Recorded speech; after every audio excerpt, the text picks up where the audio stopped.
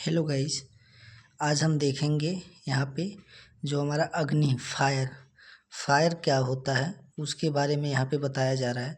अग्नि किसी भी ज्वलनशील पदार्थ का दहन जलना होता है। जब किसी पदार्थ का दहन होता है तब ऊष्मा तथा विभिन्न प्रकार की अभिक्रियाओं का निर्माण होता है। किसी भी पदार्थ के दहन में निम्न 3 कारक उपयुक्त मात्रा में आवश्यक होते हैं।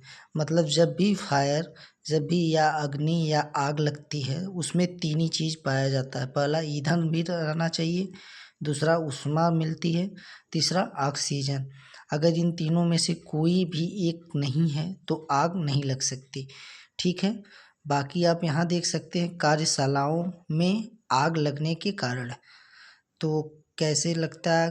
विद्युत शॉर्ट सर्किट अथवा अत्यधिक स्पार्किंग होना, ज्वलनशील पदार्थों की उपस्थिति जैसे मोबिल ऑयल, मिट्टी का तेल, diesel, petrol, LPG gas, oxygen gas के सिलेंडर आदि, विस्फोटक पदार्थों की उपस्थिति। चौथा नंबर हमारा है सर्दियों में हाथ तपने के लिए लकड़ी के टुकड़े, तेल में भीगा जूट आदि जलना, बीड़ी सिगरेट के अनबुझे टुकड़े लापरवाही से इधर उधर फेंक देना। ठीक है। ये कार्यशालाओं में अग्नि कैसे लगती है इसके बारे में यहाँ बताया गया है। अब हम देखेंगे जो हमारा फायर होता है वो कितने प्रकार का होता है। तो यहाँ जस्ट देखिए बगल में दिया हुआ है, यहाँ पे दिया हुआ है टाइप्स ऑफ फायर। ठीक है। यहाँ पे पहला हमारा जो होता है ये होता है श्रेणी 1, जिसे श्रेणी 1 अग्नि कहते हैं इसको। इसमें देखिए क्या दिया हुआ है। इस श्रेणी के अंतर्गत लकड़ी, कागज, कपड़ा, जूट आदि से लगने वाली अग्नि आती है। मतलब इसमें कोई चीज़ ठोस पदार्थ की तरह हो तो आग लगती है।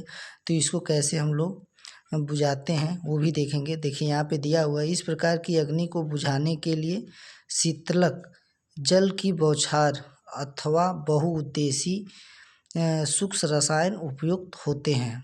ठीक है। मतलब जो अग्नि है ये है श्रेणी 1 की जो आग लगती है उसको हम जल की बौछार से बुता सकते हैं। ठीक है।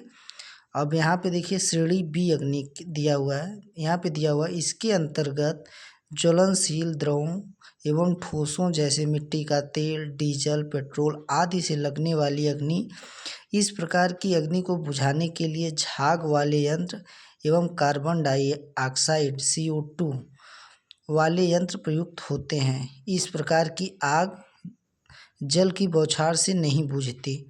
जैसे जो हमारा जो श्रेणी बी में अग्नि होती है वो मिट्टी का तेल, डीजल, पेट्रोल से लगती है तो उसे हम लोग झाग से या तो कार्बन डाइऑक्साइड वाले यंत्र से बुझा सकते हैं। जल की बौछार से आगे नहीं बुझती हैं। ठीक है। इसी प्रकार जो हमारा तीसरा नंबर होता है वो श्रेणी 3 अग्नि को, इसमें क्या कैसे अग्नि होती लगती है देखिए यहाँ पे दिया हुआ है। इसके अंतर्गत सिलेंडर आदि में भरी एलपीजी गैस आदि से लगने वाली अग्नि आती है। इस अग्नि के कारण विस्फोट होने की संभावना भी बनी रहती है। इस प्रकार की आग को बुझाने के लिए हो सके तो गैस की सप्लाई काट दें, अन्यथा चेतावनी घंटी बजा दें और अग्नि बुझाने वाले विशेषज्ञ को बुलाएं।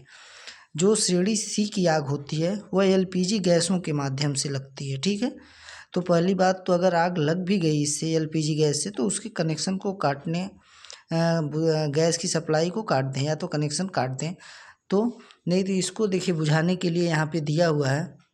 इसके अतिरिक्त विद्युत उपकरणों को प्लग से जो हमारा है समकृत रखने पर लगी आग भी इस श्रेणी में आती है। तो इसे बुझाने के लिए सुई, CO2, हैलोजन आदि सूक्ष्म रसायन इस आग को बुझाने के लिए प्रयुक्त किए जाते हैं।